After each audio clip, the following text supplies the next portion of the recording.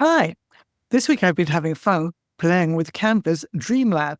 Have you tried it yet? It's a fantastic AI tool.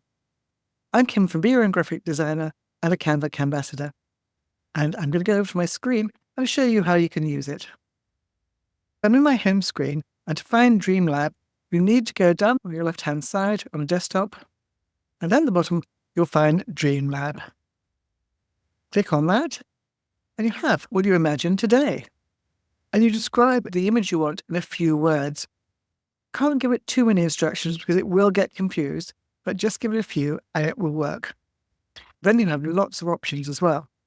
But just before I start, I will say that if you have a Canva free account, you can only use Dreamlab 20 times in a lifetime. If you have a Canva Teams, a Pro, an Education, or a non-profit account, you can use it 500 times a month, and each month it renews.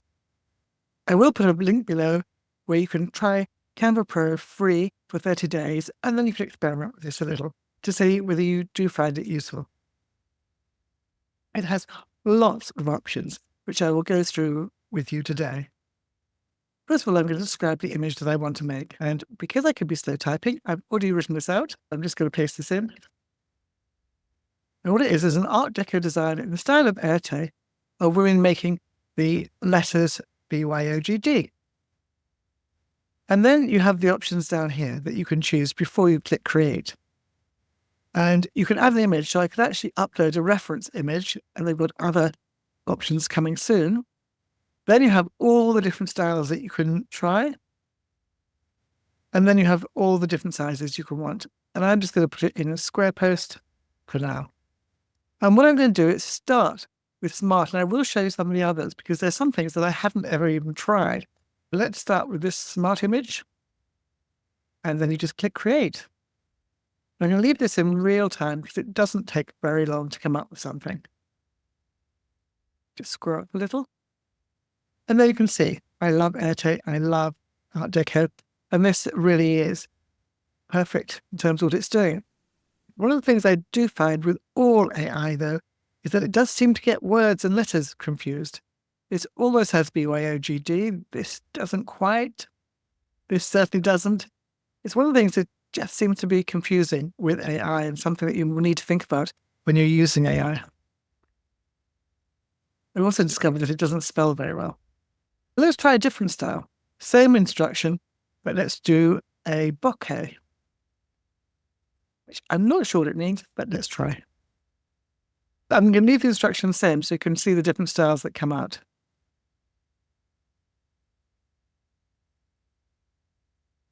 Again, this is in real time.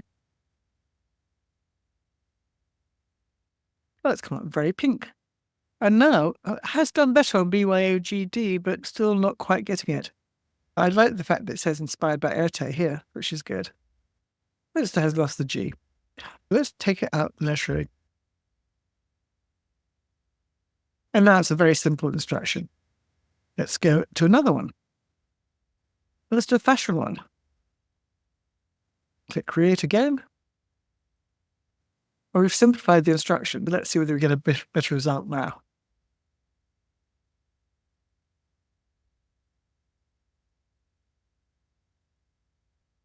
But this is a lot better. I love some of these because I just love Art Deco. This is very good. And with all of these, you can either edit the design by clicking it and taking it into Canva, or you can download it. And also, you can make a copy of it, and then you could paste it. Here you have things like image guidance, which I'll click on, and you can use one of those as a style reference. And of course here, just so you're aware, you can delete this generation or you can report it if you're not happy with it. Let's try another style. Let's try a sketch.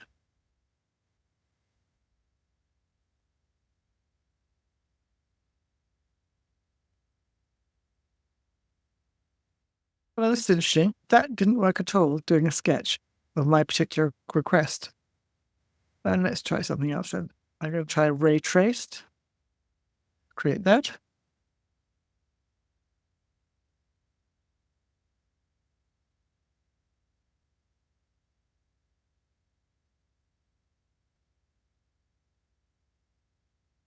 And this made 3, but again, didn't like this one.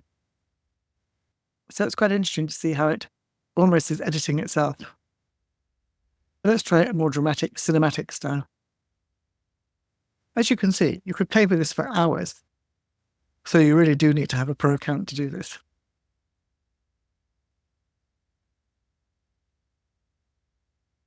I can then take one of these styles if I like and use this as my reference.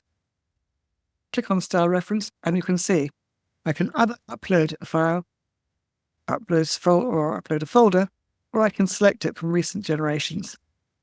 I can go back to my recent ones and I can click that one, say use that image, and now you can see it's added it here. And let's try a different style.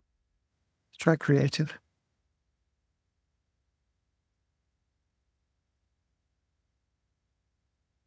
Now, in the past week when I've been experimenting with this, I've actually found it's not very good at sticking to the image that you select.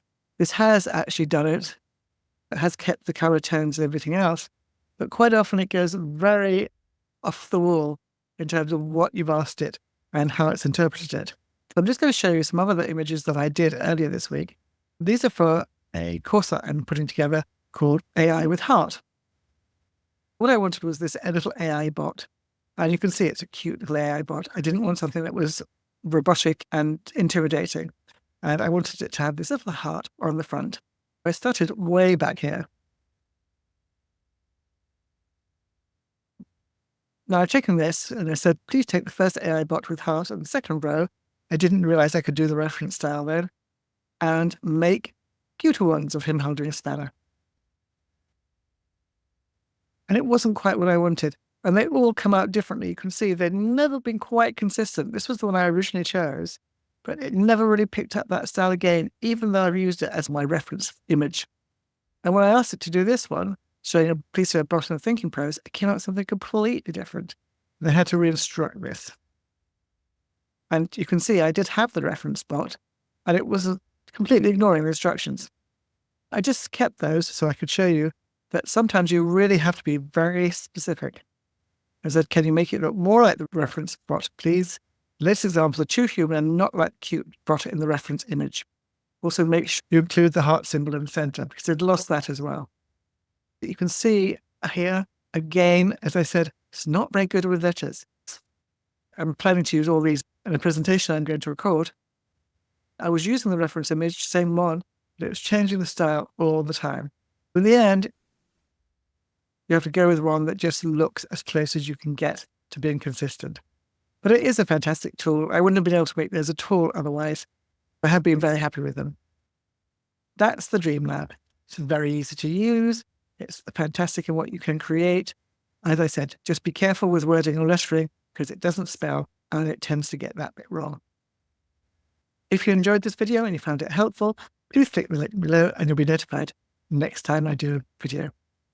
And I'd love it if you'd subscribe to my YouTube channel. I hope that helped, and I'll see you next week.